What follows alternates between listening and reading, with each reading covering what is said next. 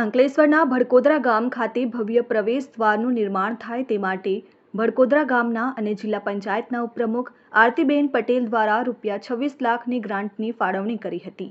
આ પ્રવેશ દ્વારનું ભવ્ય નિર્માણ કરવામાં આવતા આજરોજ ધારાસભ્ય ઈશ્વરસિંહ પટેલની અધ્યક્ષતા હેઠળ લોકાર્પણ કાર્યક્રમ યોજાયો હતો અને ધારાસભ્ય ઈશ્વરસિંહ પટેલના હસ્તે ભવ્ય પ્રવેશ દ્વારનું લોકાર્પણ કરવામાં આવ્યું।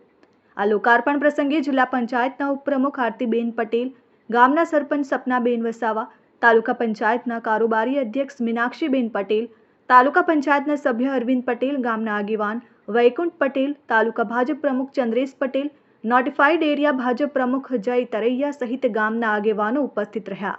રાજ્યના મુખ્યમંત્રી શ્રી આદરણીય ભૂપેન્દ્રભાઈ પટેલ દ્વારા સમગ્ર ગુજરાતના છેવાડાના ગામડાઓના વિકાસ થાય એ અંતર્ગત આજરોજ અહીંયા ભડકોદરા ગામે 26 લાખના ખર્ચે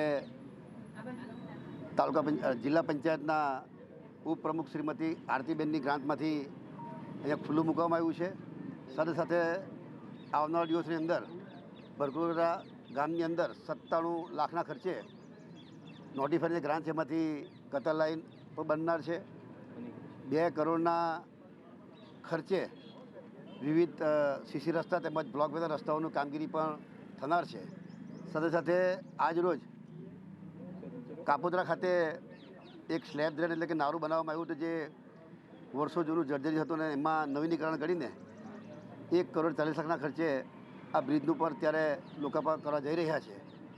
આના અગાઉના કાર્યક્રમમાં નગરપાલિકા અંકલેશ્વર ગોયા બજારની સારા એ 90 લાખના ખર્ચે ત્યાં પણ ખુલ્લી મૂકવામાં આવી છે અને હિન્દી માધ્યમ સારા જે સ્ટેશન ઉપર આવેલી છે એ 1 કરોડ ને 15 લાખના ખર્ચે, આમ કુલ મળીને 2 કરોડ 5 લાખની આ શાળાનું લોકાર્પણ કરવામાં આવ્યું છે। ત્યારે આવનારા દિવસોમાં ભરેન્દ્ર પાર્ટીના શાસનની અંદર અનેકવિધ કામો આવા થનાર છે। ત્યારે ફરીથી રાજ્ય સરકારનો પણ આભાર માનું છું।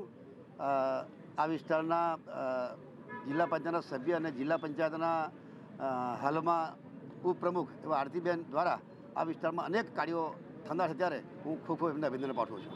Dharmesh Patel, RN news, Ankleshwar.